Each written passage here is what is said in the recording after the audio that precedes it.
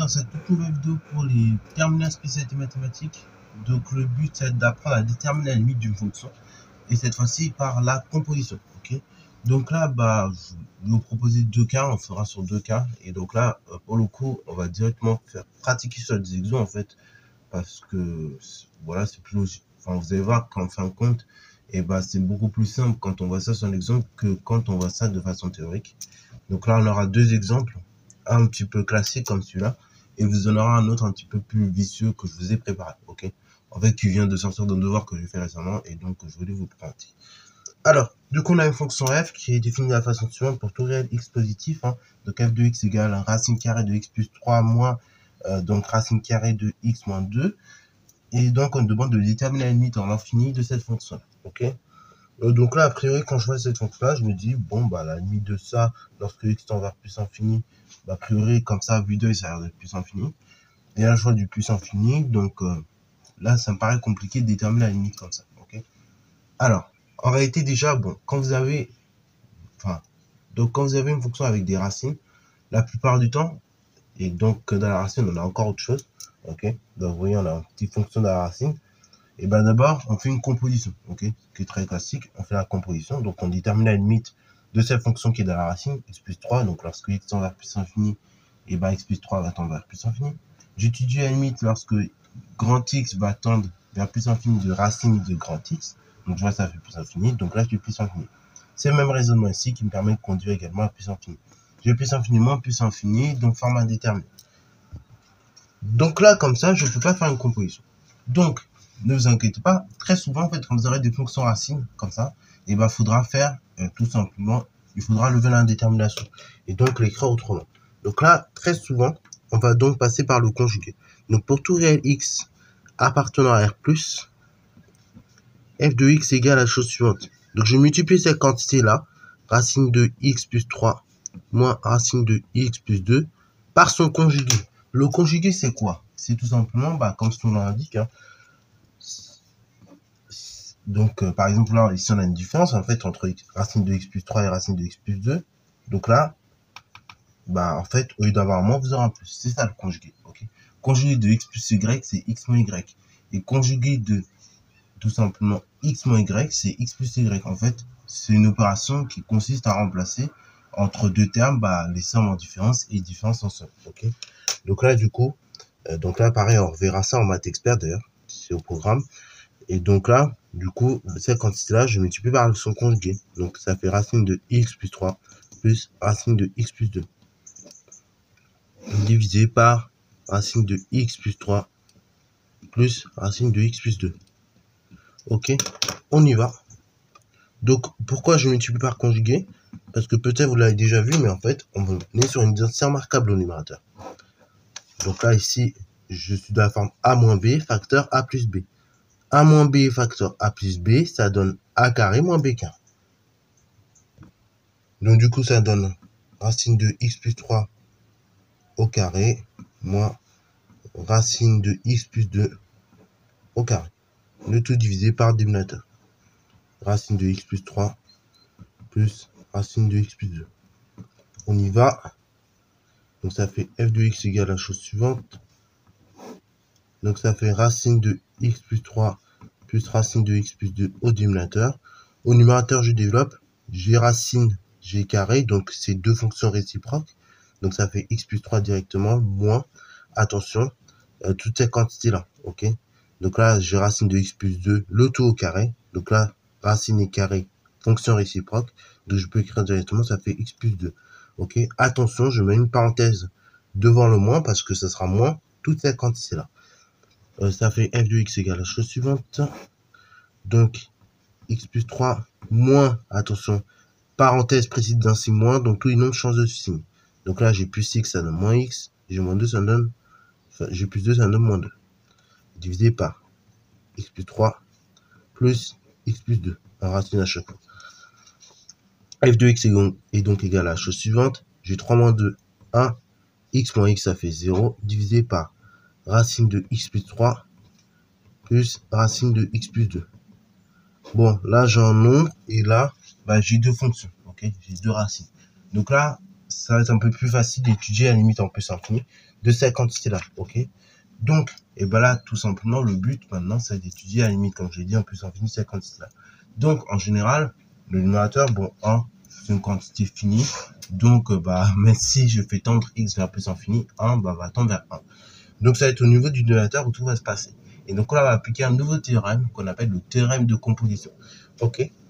Alors là, rassurez-vous, on aura tout un chapitre où on va définir ça correctement, la notion de composition de fonction. Parce qu'en fait, en réalité, quand vous voyez, alors je vais l'écrire, hein, x plus racine carrée de x plus 3, de même que racine carrée de x plus 2, en réalité, c'est une fonction emboîtée dans une autre. C'est d'abord, je fais x plus 3, et ensuite, le x plus 3, j'applique racine. Ok? Donc là, du coup, on a une composition de deux fonctions. Donc ici, on appelle ça par exemple, je suppose u de x égale x plus 3, v de x égale racine de x. En fait, en réalité, et là, j'ai fabriqué la composée de v, enfin de u suivi de v, ok? Qu'on note de la façon suivante. V rond u, ok? Ou v de x rond u de x, ok? Et donc, ça fait v de u de x, tout simplement.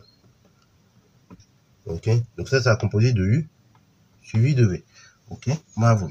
Qu'on appelle v rond u. Et donc, quand vous avez ce type de fonction, donc une composée suivie d'une autre, ok, enfin une fonction suivie d'une autre plutôt, et d'abord je détermine la limite en plus infini de la fonction la plus intérieure, et ensuite, je vais déterminer la limite de la seconde, donc en la valeur de la première. Alors, ça me donnait quoi pour x plus 3, racine de x plus 3? C'est-à-dire que d'abord je détermine la limite lorsque x tend vers plus infini de x plus 3. Ça fait plus infini. Ok. Cette limite-là que j'ai trouvée qui vaut plus infini, là, je vais donc maintenant regarder ce qui se passe en ce réel-là, donc limite de grand X ce coup-ci, lorsque X va tendre vers cette quantité-là, plus infini. Et je prends la deuxième fonction. Donc ici, c'est racine. Donc racine de grand X. Alors pourquoi j'écris pas X ici? Certains vont me poser la question. Parce que là, d'abord, j'étudie la limite de cette quantité-là. Et après, pour différencier, en fait, tout simplement, pour pas qu'on se trompe, j'étudie la limite de racine de grand X, ok? Grand X, donc en gros, X plus 3. Si on devait remplacer en quelque sorte, ok? Parce que c'est pas juste racine de X tout court, ok? C'est pas le même X que vous avez là que là, ok? Si on veut être clair. Donc là, lorsque grand X tend vers plus infini, racine de grand X va tendre également vers plus infini. Donc là, je trouve un deuxième réel. Ok? Conclusion. Limite. Lorsque x tend vers plus infini de racine carrée de x plus 3, ça vaut la limite de la seconde. Donc plus infini. Voilà. Alors du coup, ça sera exactement le même raisonnement pour la seconde. Ok? Donc du coup, on va faire limite. Lorsque x tend vers plus infini de x plus 2, donc là, a priori, ça fait plus infini. Ok. Deuxième étape, regarde ce qui se passe en plus infini lorsque grand X va tendre vers plus infini pour la fonction racine carrée de grand X. Donc, il trouve qu'ici, racine de grand X, lorsque X tend vers plus infini, ça tend également vers plus infini. Conclusion, limite lorsque X tend vers plus infini de racine carrée de X plus 2 égale la seconde limite que je viens de trouver, c'est-à-dire plus infini. Voilà. Donc, par somme, donc là maintenant je peux conclure par somme, d'une part limite lorsque x tend vers plus infini de racine de x plus 3 plus racine de x plus 2, ça me donne plus infini, c'est-à-dire directement plus infini. Ok, quand j'ajoute plus infini ensemble, plus infini par plus infini, c'est comme si je devais avoir plus infini en quelque sorte, et donc ça me donne plus infini. Dans tous les cas, là, on n'a pas de forme à déterminer dans ce cas précis. Donc là, ça me donne plus infini par somme, puis par quotient. Limite, lorsque x tend vers plus infini, de 1 sur racine de x plus 3 plus racine de x plus 2, ok, qui est égal d'ailleurs à limite lorsque x tend vers plus infini de ma fonction f, c'est égal à 1 divisé par plus infini, c'est-à-dire 0 plus ou 0. Voilà, là vous faites comme vous voulez, on va noter 0 plus pour être rigoureux, mais on peut très bien dire 0, c'est la même chose. Ok, donc voyez un petit peu la tech. Quand on a des racines, donc toujours regarder si on peut déterminer directement par une composition à la limite. Si c'est le cas, super, on plie l'exo. Si c'est pas le cas comme ici, dans ce cas-là, on transforme un peu l'écriture de la fonction. Donc très souvent, ce sera multiplié par conjugué, c'est une vraie technique à faire. Et après, une fois qu'on a fait ça, une fois que j'ai multiplié par conjugué, et maintenant, deuxième étape consiste à étudier limite du dénominateur, limite du numérateur, et ainsi de suite. Ok.